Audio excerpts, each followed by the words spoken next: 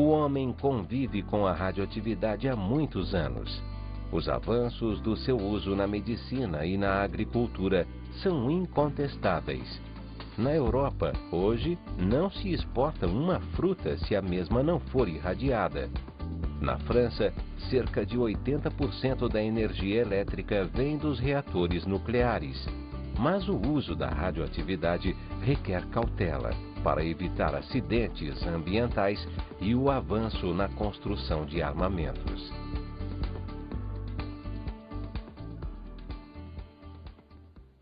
Viram que texto interessante? Fortalecendo aquela ideia da nossa outra aula, quanto ao uso da energia nuclear, favorecendo a vida humana e ajudando-nos no nosso dia a dia. Veja só, deixa eu te enfatizar um pouco mais essa ideia. Olha que coisa interessante agora. Viram como a medicina cresceu nos últimos anos? Como a gente tem usado a energia nuclear para necessariamente curar e ajudar pessoas que têm muitas das vezes tumores, cânceres, e nem mesmo quanto a isso. Hoje, muitos exames são feitos graças à existência de elementos radioativos. Você já fez uma ultrassonografia mais específica, um raio-x mais detalhado, já deve ter tomado um contraste. Uma substância que você ingere, dissolvida em água, com certeza, e que tem um elemento radioativo, que necessariamente vai entrar por você e vai pintar todos os órgãos ao qual se destina o teu exame.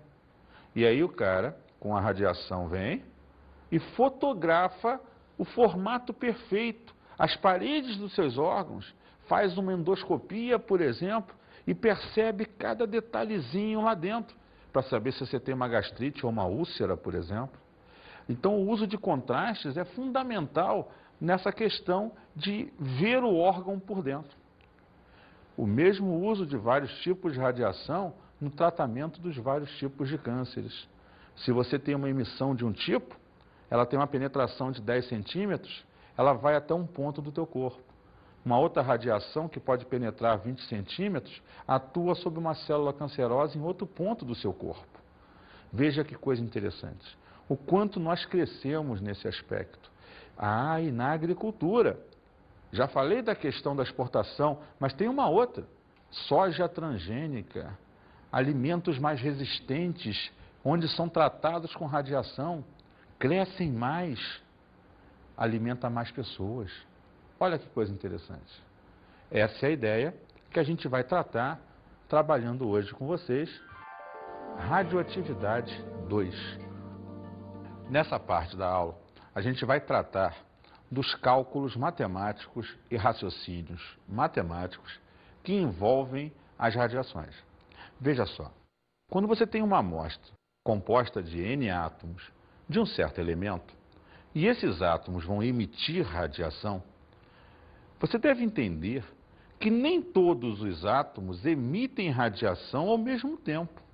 Ora emite um, ora emite outro.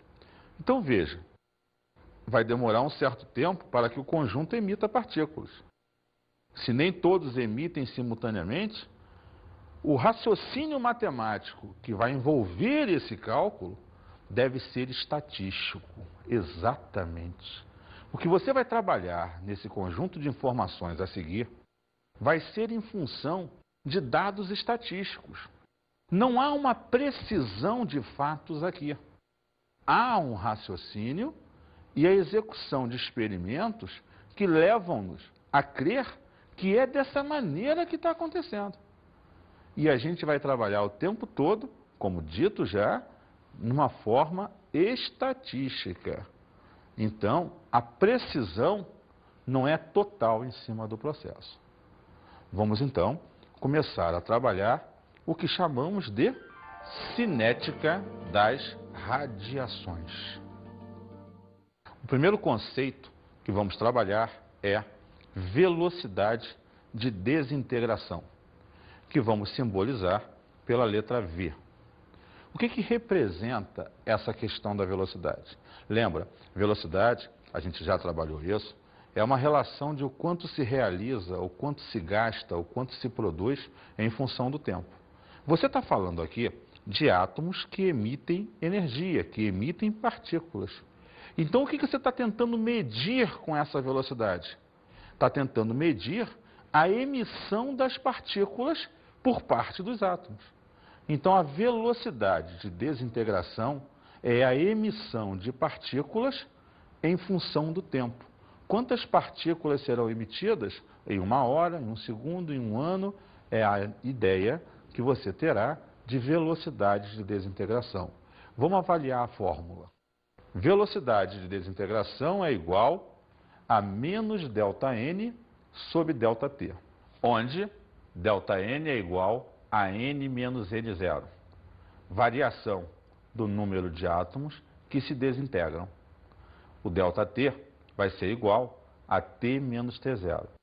Perceba, necessariamente, quando você tem um delta, esse delta expressa variação. Se eu botei N menos N0, é o número de átomos final menos o número de átomos inicial.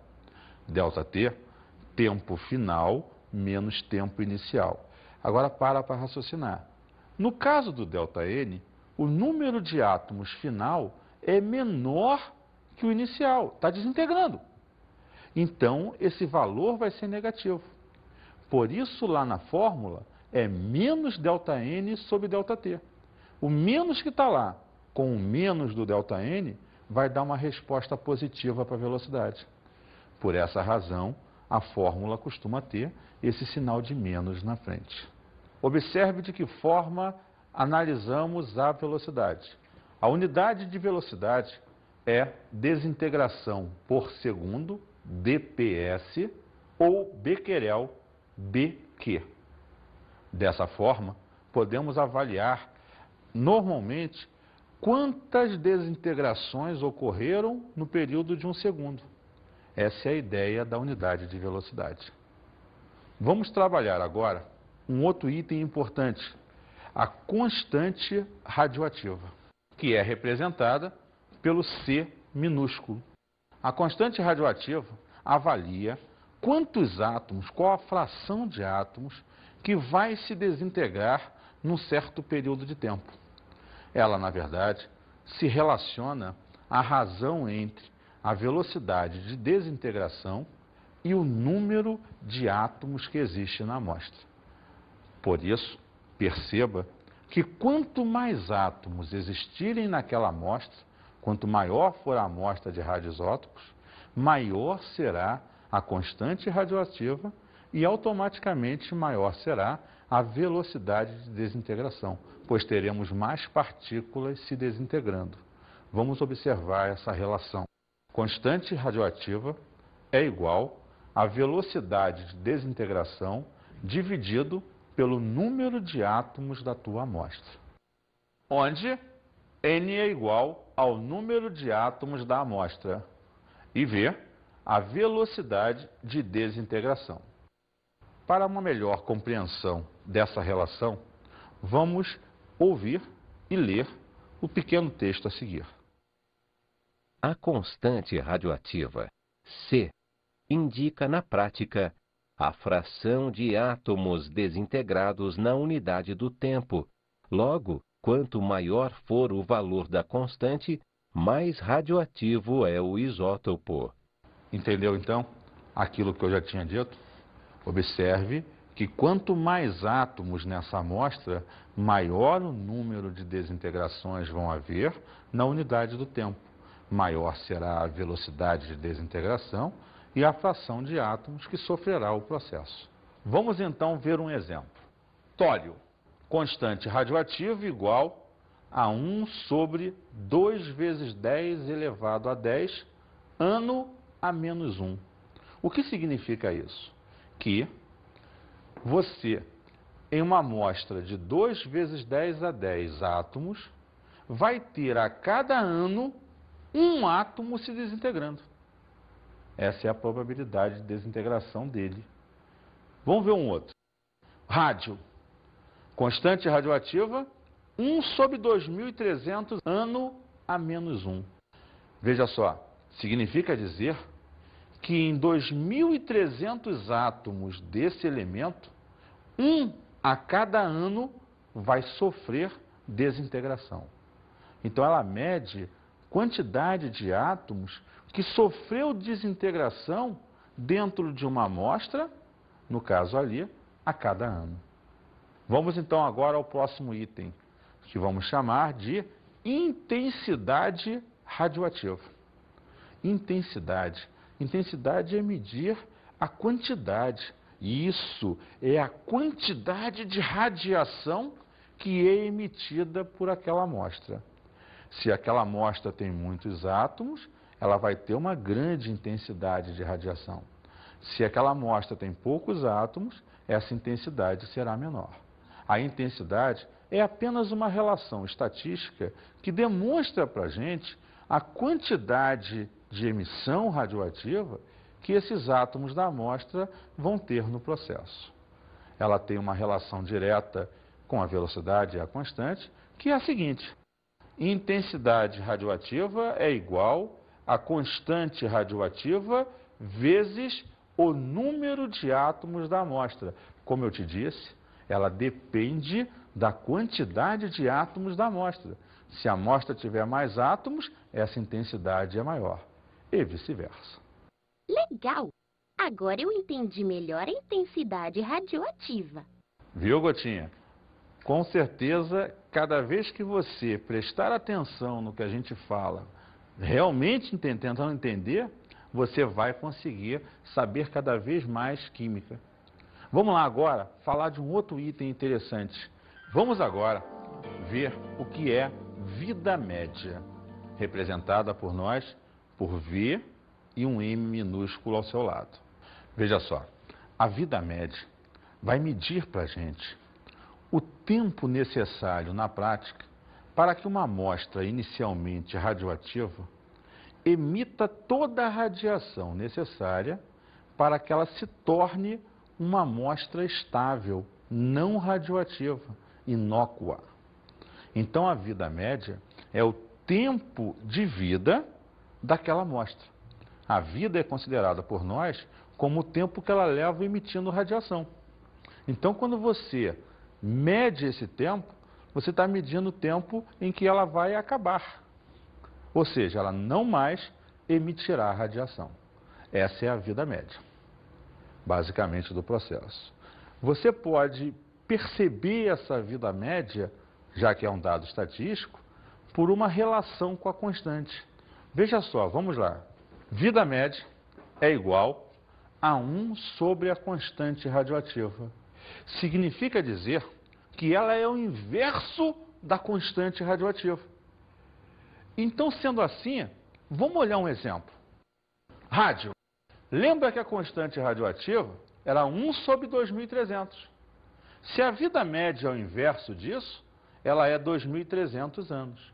Então, uma amostra de rádio leva 2.300 anos para se desintegrar totalmente, para se tornar estável. Vamos ver outro. O tório teria uma vida média de 2 vezes 10 a 10 anos. Ou seja, uma amostra de tório levaria esse período de tempo para que desintegrasse toda a sua radioatividade, todas as suas emissões de partículas, e ela se tornasse uma amostra estável, uma amostra onde não haveria mais emissão radioativa. Vamos agora avaliar o período de meia-vida, Pzinho, ou período de semidesintegração. Esse talvez seja o mais importante dos dados que você trabalhou até aqui. Praticamente todos os concursos vestibulares, quando cobram a parte cálculos em radioatividade, ele trabalha com a meia-vida de um elemento. É esse momento agora, a gente vai entrar num aspecto extremamente interessante e importante no processo. Dele saem várias relações que a gente vai avaliar. Mas é importante frisar para você essa grande e vital importância do assunto. Período de meia-vida ou de semidesintegração é o tempo necessário para que uma amostra radioativa perca metade da sua quantidade inicial. Espera aí, você falou quantidade inicial? Sim, porque eu posso falar de massa, de número de átomos, de atividade radioativa. Então, essa quantidade pode ser expressa em várias unidades diferentes. Então, entenda que se eu comecei com uma amostra, por exemplo, de 100 gramas, depois desse tempo vai ter 50 gramas. E por incrível que pareça, novamente, depois desse tempo, vai ter 25. Porque a cada período de meia-vida se perde metade da massa inicial. Isso é fundamental. Vamos olhar o esquema. Nessa amostra, você tem uma certa quantidade de átomos sendo descritos nela. Essa é a massa inicial. Ni representa o número de átomos inicial. Passado um período de meia-vida, eu vou ter o quê? Metade da massa e metade do número de átomos. Se passar um próximo período de meia-vida, eu terei novamente metade do que eu tinha antes.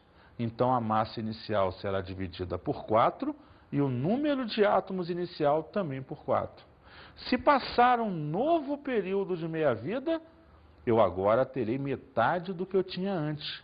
A massa inicial será dividida por 8 e o número de átomos inicial por 8 também. Perceberam, então, como esse processo é interessante de meia-vida? Tem um outro lado estatístico. Se eu considerar a massa inicial, ou o número de átomos inicial, como 100% da amostra, passado esse período de meia-vida, vai restar 50% da amostra. Passado mais um período de meia-vida, vai restar 25% da amostra. E assim sucessivamente. Então veja, eu trabalhei em termos de massa, de átomos, trabalhei em termos percentuais, e você pode então adaptar essa relação a todos os aspectos possíveis. Mais uma coisa interessante, a gente hoje sabe que para uma amostra, relembrando vida média, sair da fase radioativa e chegar à fase estável dela, sem mais emissão de radioatividade, levam cerca de 20 meias-vidas. É necessário passar 20 vezes esse mesmo período de tempo para que uma amostra deixe de ser radioativa. Olha como demora. Porque para pensar numa coisa importante. O carbono 14, que daqui a pouco vamos falar melhor, ele tem uma meia-vida de 5.600 anos. O iodo, 30 segundos. Então, se eu tiver uma amostra de iodo de 100 gramas, em 30 segundos vai ter 50. Mas se eu tiver uma amostra de 100 gramas de carbono 14, só depois de 5.600 anos é que vai ter 50 gramas. Então, quando eu falei lá no início do contraste, que eu uso numa endoscopia, perceba que aquela substância é a base de iodo. Após alguns minutos, não vai existir mais dentro de você. Essa foi uma das grandes vantagens em se utilizar o iodo. Resolve o problema do diagnóstico, do exame, e resolve também o problema de não ter mais dentro de você um elemento radioativo. Olha que coisa interessante. Observe que eu posso expressar o cálculo da massa a qualquer momento da relação através das seguintes fórmulas. N igual a Ni sobre 2 elevado a Tzinho sobre Pzinho. Ou M igual a Mi sobre 2 elevado a Tzinho sobre Pzinho. Onde N é o número de átomos da sua amostra. M é a massa da sua amostra.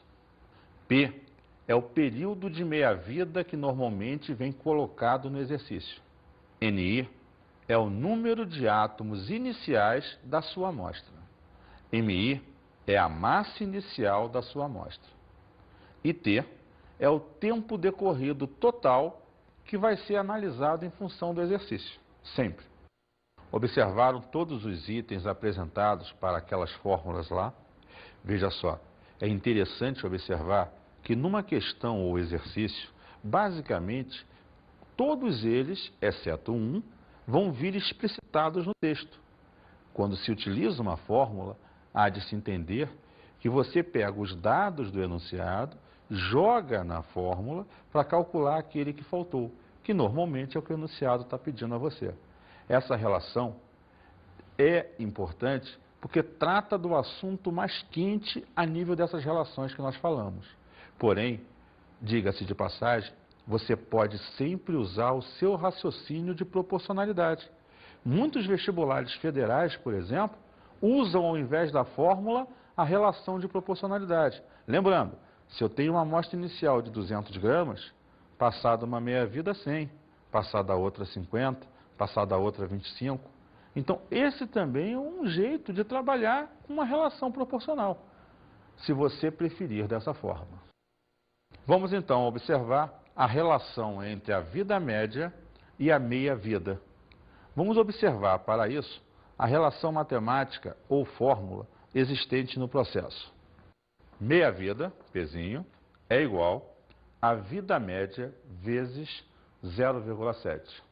O que se observou nesse fato é que, estatisticamente falando e comprovado matematicamente, a meia-vida equivale a 70% da vida média total de uma amostra. Então, se uma amostra durasse uma vida média de 100 anos, aos 70 anos ocorreria a meia-vida dessa amostra. Então, em 100 anos de vida média que ela tem, só quando completar 70 anos é que metade dos átomos dessa amostra vão começar a totalmente se desintegrar. A principal aplicação de meia-vida é na datação ou cronologia do carbono 14. Observa, quando hoje as pessoas querem descobrir a idade de um fóssil, se aquele lençol, por exemplo, que envolveu Cristo, o Santo Sudário, se tem realmente a idade que tem e é o Santo Sudário, o que se faz? Se observa que todo ser vivo, ele apresenta em seu interior carbono 14, que vem nos alimentos que todo dia nós comemos. Pô, mas o carbono 14 é um elemento radioativo, ele vai desintegrar? Vai, mas você não vai comer no dia seguinte? E você vai repor a quantidade inicial. Então, enquanto você estiver vivo, você tem carbono 14. O dia que você morre, você para de comer. Nesse momento, você parou de repor a quantidade de carbono 14 inicial do seu corpo. A partir desse momento, ele começa a desintegrar sem ser mais reposto. Então imagine que um dia, escavando, descobriram um osso seu.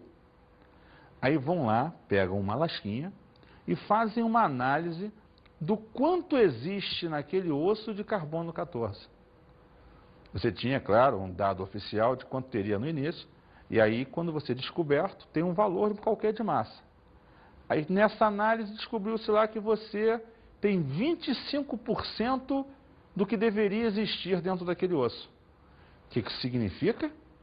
Que se você vivo tinha 100%, passou-se uma meia-vida e restou 50% da massa. Passou uma outra meia-vida e restou 25% da massa. Ou seja, passaram-se 2 meias-vidas do carbono 14. Como eu já tinha dito, se a meia-vida é de 5.600 anos, se passaram 2, você já está morto há 11.200 anos. Olha que emoção! Você já é um fóssil. E dessa forma, você data com uma realidade bastante importante a real idade de um fóssil, de um lençol, de um ser que um dia foi vivo e já faleceu há um bocado de tempo. É dessa forma que a datação do carbono 14 é utilizada nos processos de cálculos de idade aproximado. Vamos observar como esse carbono 14 é feito nas altas atmosferas do nosso planeta. Formação do carbono 14. O nitrogênio existente na atmosfera é atacado por partículas chamadas de nêutron, N01. A partir daí, ele produz, olha a setinha, o carbono 614 e emite um próton que vai se alocar na atmosfera. Então, o nitrogênio da atmosfera se transformou em carbono 14. Só por curiosidade, veja só, esse carbono 14 da atmosfera se junta ao oxigênio da mesma e se transforma em CO2. A planta pega esse CO2 feito de carbono 14 e na fotossíntese vira o seu alimento. Você vai lá, ou o bichinho vai lá, colhe lá a verdurinha, a plantinha e come. Esse carbono 14 voltou para dentro de você. Dessa forma, nós, seres vivos, restabelecemos sempre a quantidade inicial de carbono 14 do nosso organismo. Basicamente, todos os seres vivos captam a partir desse processo. Vamos fazer agora alguns exercícios. Vamos lá, o primeiro. A meia-vida do radioisótopo iodo 133 é 20 horas. Considerando uma massa inicial desse isótopo igual a 2 gramas, qual o tempo decorrido para que esta massa reduza sua atividade para 0,25 gramas? Veja só, quando você fala num problema de meia-vida, o mais fácil de trabalhar com isso é a ideia proporcional. Veja, você partiu de 2 gramas, massa inicial do problema, e quer chegar a uma massa restante de 0,25. E ele disse para você lá no início, vamos voltar ao enunciado, qual era a meia-vida do iodo. A meia-vida, então, é 20 horas. Sendo assim, repara, eu tinha inicialmente 2 gramas. Após 20 horas, passei a ter 1 grama, a metade. Após 20 horas, passei a ter meio grama, a metade. Após 20 horas, 0,25 gramas. Ou seja, passaram 3 meias-vidas desse processo. Então, se passou 20 mais 20 mais 20. Observaram? 60 horas. Viu como é tranquilo? Vamos fazer um segundo exercício. O contador Geiger é um aparelho que é usado para saber o nível D. O Geiger e o Miller produziram um aparelho que, através da ionização, gerava elétrons e media o quê? O índice de radiação, ou nível de radiação. Então, ele está associado à ideia de quê? Radioatividade. Vamos olhar as opções. Letra A, radioatividade. Letra B, molaridade. Letra C, acidez. Letra D, pressão. Letra E, temperatura. Óbvio que você já percebeu que a resposta correta está na letra A, que é radioatividade. Vamos pegar aí mais um exercíciozinho para fazer. Vem comigo. O iodo 125, variedade radioativa do iodo com aplicações medicinais, tem meia-vida de 60 dias. Quantos gramas de iodo 125 irão restar após 6 meses, a partir de uma amostra contendo 2 gramas do radioisótopo? Letra A, 1,50. Letra B, 0,75. Letra C, 0,66. Letra D, 0,25. Letra E, 0,10. Vamos então perceber os dados que ele me deu. Primeiro, ele disse que a meia-vida do iodo era de 60 dias. 60 dias equivalem a 2 meses. E ele me disse que a amostra inicial tinha 2 gramas. Então vamos lá. 2 gramas, 60 dias depois ou 2 meses, vai restar 1 grama. 60 dias ou 2 meses depois, meio grama. 60 dias ou 2 meses depois, 0,25 gramas. Passados os 6 meses, restarão 0,25 gramas de massa naquela amostra. Letra D, 0,25. Gostaram do nosso tema de hoje? Beleza. Vamos agora a algumas dicas de estudo.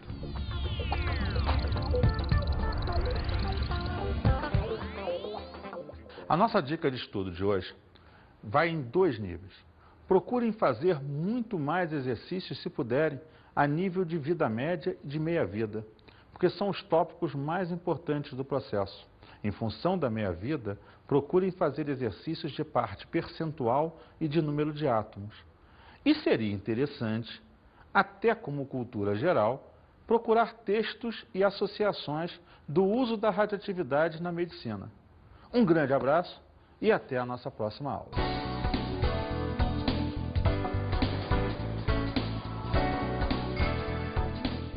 Na aula de hoje, estudamos a radioatividade 2. Observe que os cálculos matemáticos e os conceitos que nós trabalhamos hoje são muito importantes nesse processo. Faça uma revisão sobre esses principais conceitos: a velocidade de desintegração, a constante radioativa, a vida média e a meia-vida. Conhecemos a cinética das radiações. E enfatizem, então, a questão da meia-vida como o item mais importante desse processo. Aprendemos a datação ou cronologia. Veja a importância desse tópico em avaliar a idade dos fósseis e dos objetos. Bons estudos!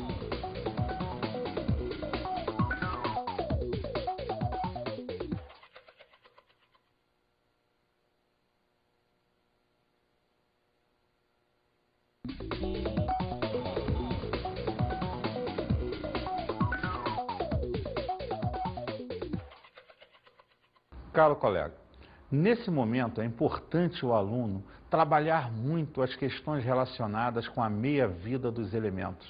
E é importante você dar um toque neles e ênfase sobre a questão estatística da radioatividade, falando dos outros conceitos apresentados, mas mostrando a importância da não precisão desses fatos. A datação de carbono é um dado muito importante também, e ele animaria a tua aula, mostrando essa contagem de tempo do processo. Um grande abraço e até a próxima oportunidade.